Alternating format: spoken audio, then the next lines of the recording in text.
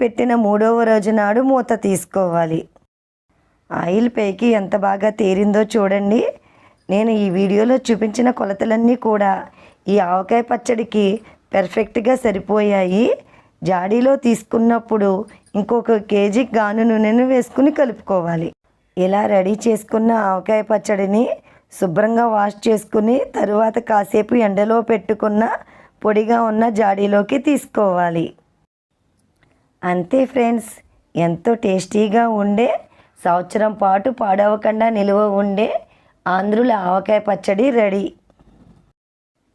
ఈ విధంగా జాడీలోకి సగం పైగా పచ్చడిని తీసుకున్న తరువాత ఒక అర కేజీ గాను నూనెను వేసుకుని ఒకసారి అంతా బాగా కలుపుకోవాలి.